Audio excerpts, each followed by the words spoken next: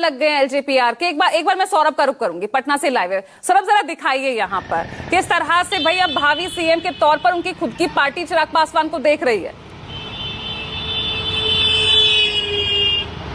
ये बिल्कुल पूजा, आपने बिल्कुल सही कहा। और मैं जिस पोस्टर के आगे खड़ा हूँ, ये पोस्टर पहली बार नहीं लगाया गया है एलजेपी के तरफ से, ये तीसरी बार लगाई गई है। पटना के चौक चौराहे पर ये पोस्टर जो है ये तीसरी बार लगाई गई है। और इसमें क्या लिखा हुआ है इसको मैं पढ़ के आपको बता रहा हूँ। बिहार की उम्मीद का नाम है चिराग, जब नेता पूरे बिहार का तो सीट का दायरा सीमित क्यों।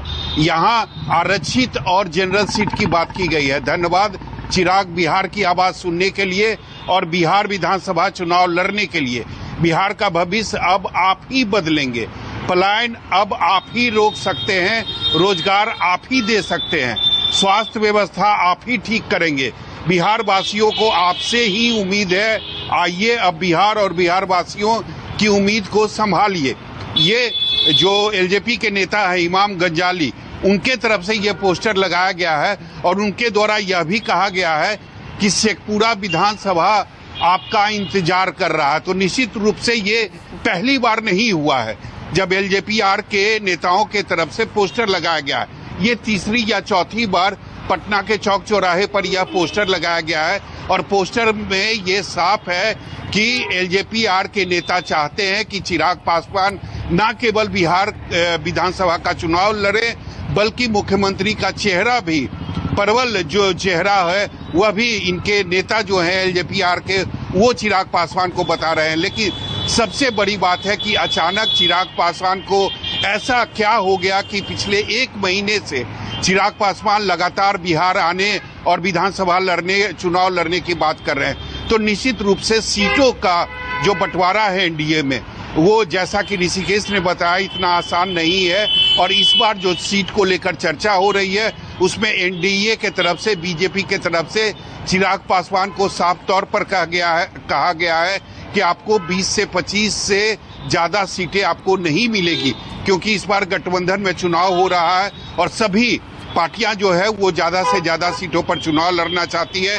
मुझे लगता है कि इस बार जो सीटों का फॉर्मूला रहने वाला है वो 100 सीट पर, यानी 100 सीट पर बीजेपी और 100 सीट पर जदयू जरूर लड़ेगी। और उसके बाद जो 43 सीटें बचेगी वही सहयोगी पार्टियों के खाते में जाएगी। तो निश्चित रूप से 20 से 25 से ज्यादा चिराग पासवान को सीटें नहीं मिलेगी। लेकिन चिराग पासवान के तरफ से 35 से 40 सीटों की डिमांड है और वो कह रहे हैं कि अगर इतनी सीटें नहीं मिली तो हम आगे भी अपना अकेले जो रास्ता है वो तय कर सकते हैं, जिस तरीके से उन्होंने 2020 में किया था। लेकिन 2025 में थोड़ा सा चिराग पासवान के लिए ये रास्ता काफी कठिन होने वाला है, क्योंकि अभी वो केंद्रीय मंत्री हैं। तो सबसे पहले उनको केंद्र से इस्तीफा देना पड़ेगा, उसके बाद ही वो बिहार विधानसभा का चुनाव लड़ सकते हैं और मुख्यमंत्री का चेहरा बन सकते हैं। ऐसा करना चिराग पासवान के लिए आसान नहीं होगा। और सबसे बड़ी बात है परसेप्शन बनाना, माहौल बनाना और ग्राउंड पर उतर के काम करना, इन दोनों में काफी फर्क है। मुझे लग रहा है कि केवल चिराग पासवान और उनके पार्टी के तरफ से एक माहौल बनाया जा रहा है, एक प्रेशर बिल्डअप किया जा रहा है बीजेपी के ऊपर और जदयू के ऊपर।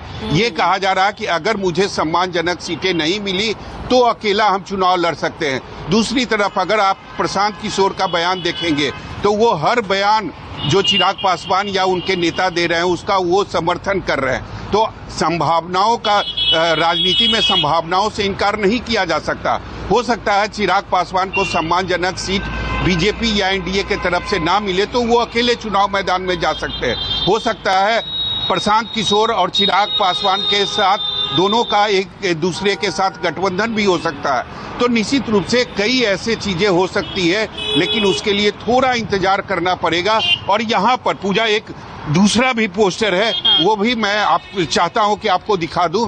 ये तेजस्वी यादव को लेकर पोस्टर लगाया गया है आरजेडी के तरफ से। इसमें ऊपर में साफ तौर पर लिखा हुआ है अनस्टॉपेबल तेजस्वी, और पीछे में प्रधानमंत्री नरेंद्र मोदी और गृह मंत्री अमित शाह की तस्वीर है और आगे में मुख्यमंत्री नीतीश कुमार और दोनों जो डिप्टी सीएम है उनकी तस्वीर है।